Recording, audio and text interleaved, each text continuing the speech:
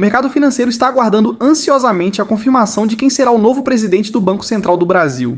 O mandato do atual presidente Roberto Campos Neto encerra em dezembro e agora falta pouco para a cerimônia de posse do novo presidente, que já foi aprovado até pelo Senado. A posse do próximo presidente deve mexer completamente com o mercado, pois as decisões do presidente do Banco Central afetam diretamente o mercado financeiro, tendo impacto tanto na renda fixa quanto na renda variável. Portanto, se você é investidor iniciante ou avançado, ou mesmo que você ainda não invista, fique neste vídeo e entenda como a decisão de quem será o novo presidente poderá afetar diretamente o seu dinheiro.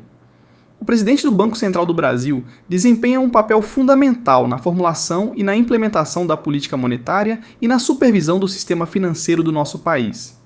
A principal função do presidente do Banco Central está relacionada à política monetária. O presidente do Banco Central, juntamente com o Comitê de Política Monetária, o Copom, define as diretrizes para a política monetária do país, como a taxa básica de juros, a famosa Selic, com o objetivo de controlar a inflação e garantir a estabilidade econômica.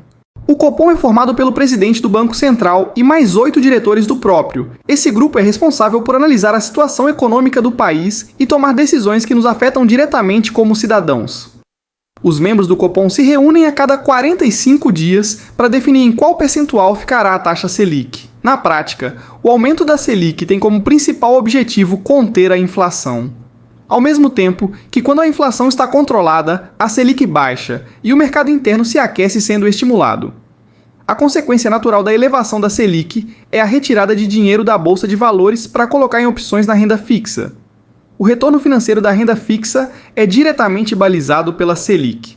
Quanto mais alta a Selic, mais alto o retorno da renda fixa. Ou seja, se existe a possibilidade de ter um retorno mais alto com um risco menor, o investidor acaba preferindo tirar seu dinheiro da Bolsa de Valores para colocar nessas opções com menor risco e mais seguras. Outra consequência de elevação da Selic é o aumento do endividamento das empresas. Grandes empresas costumam ter sua dívida atrelada à Selic, são empréstimos pós-fixados. Ou seja, as taxas de juros que as empresas pagam por seus empréstimos alteram de acordo com a redução ou a elevação da Selic. Portanto, quanto mais alta a Selic, mais dificuldade as empresas endividadas e até mesmo as não endividadas têm para investir. Em períodos de Selic em alta, é ainda mais importante ficar de olho no endividamento das empresas.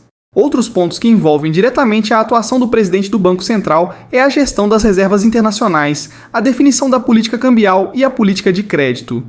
Hoje, eu não vou me aprofundar neste assunto com vocês, vamos manter o foco em quem deverá ser o novo presidente e de que forma isso irá impactar o seu bolso. Antes de entrarmos neste ponto, de quem será o novo presidente, eu preciso te explicar duas coisas. Desde 2021, é garantido ao Banco Central autonomia nas suas decisões, ou seja, o presidente do Banco Central tem independência em relação ao governo e às influências políticas, especialmente no que diz respeito à condução da política monetária e à supervisão do sistema financeiro.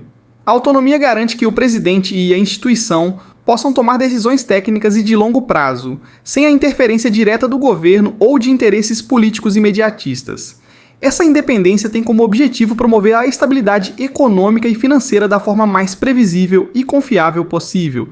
Um dos principais fatores que colabora com a autonomia do presidente do Banco Central é o seu mandato de 4 anos, que é desvinculado do ciclo eleitoral do presidente da República, com a possibilidade de uma recondução para mais 4 anos.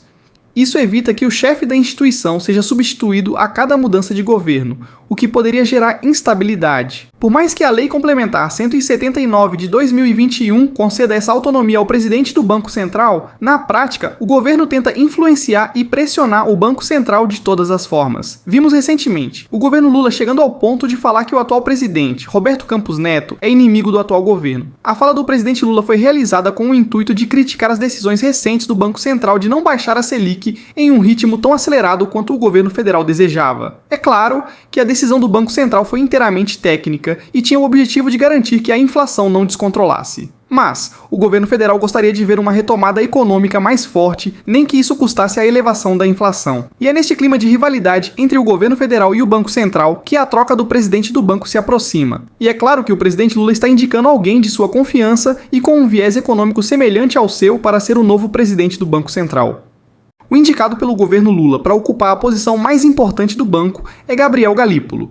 E a partir de agora, nós vamos te contar detalhes da carreira de Gabriel Galípolo. O que falta acontecer para que ele seja confirmado como o novo presidente do Banco Central e o que provavelmente vai acontecer caso ele assuma o banco? É importante você ficar até o final para entender como as possíveis consequências de Galípolo podem afetar seus investimentos e seu bolso. Para que Gabriel Galípolo assuma a presidência do Banco Central do Brasil, falta só a cerimônia de posse. Ele já passou por 3 das 4 etapas necessárias e eu vou te mostrar cada uma delas agora.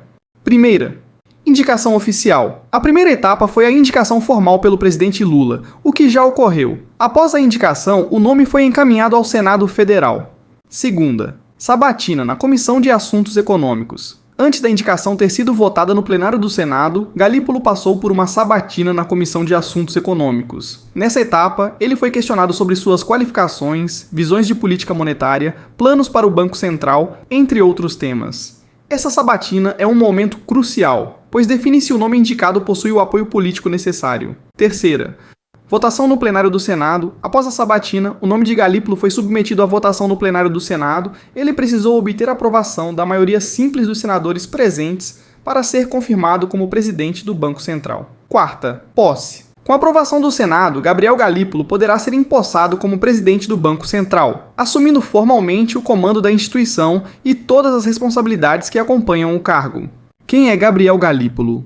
Gabriel Galípolo é um economista e executivo brasileiro. Ele tem vasta experiência no setor financeiro e público, tendo ocupado cargos relevantes em diversas instituições, tanto privadas quanto governamentais. Galípolo atuou como diretor do Banco Nacional de Desenvolvimento Econômico, o BNDES, e como secretário de Fazenda do Estado de São Paulo, além de ter trabalhado em bancos de investimento e empresas privadas. Galípolo é visto como um aliado próximo do presidente Luiz Inácio Lula da Silva, o que gera algumas expectativas que sua atuação à frente do Banco Central possa se alinhar com a visão do governo, que é mais favorável a políticas de estímulo ao crescimento econômico e menos restritiva em relação às taxas de juros. O que esperar de Gabriel Galípolo como presidente do Banco Central? 1. Visão de desenvolvimento. Galípolo é um economista que valoriza políticas de crescimento econômico sustentável, e sua atuação anterior no BNDES mostrou um compromisso com o desenvolvimento de longo prazo. No Banco Central, é possível que ele adote uma abordagem que leve em consideração a importância de investimentos em infraestrutura e setores estratégicos para a economia, além de manter o foco na estabilidade econômica. 2. Taxas de juros e inflação. Dada sua proximidade com o governo, alguns analistas especulam que Galípolo possa ser mais inclinado a políticas monetárias menos restritivas, o que poderia significar reduções mais rápidas nas taxas de juros. Contudo, ele também terá que lidar com o desafio de manter a inflação dentro da meta, um dos principais mandamentos do Banco Central. 3. Independência institucional. Uma das principais preocupações dos mercados e da comunidade internacional será se Galípolo conseguirá manter a independência do Banco Central, uma conquista institucional recente no Brasil. Mesmo sendo um nome próximo do governo, ele terá que equilibrar as demandas políticas com as necessidades de manter a confiança no Banco Central como uma entidade técnica e apartidária. É muito provável que, enquanto investidores, estejamos às vésperas de um cenário onde a redução da Selic ocorra de uma forma mais acelerada com Galípolo na presidência. Isso deve tirar investimento da renda fixa e atrair investidores para a renda variável. Os investidores que preferiram manter seu dinheiro na bolsa de valores podem se beneficiar com esse movimento do mercado. Ao mesmo tempo que, enquanto cidadãos, precisamos ficar atento com a consequência natural de uma redução acelerada da Selic, que é o aumento da inflação.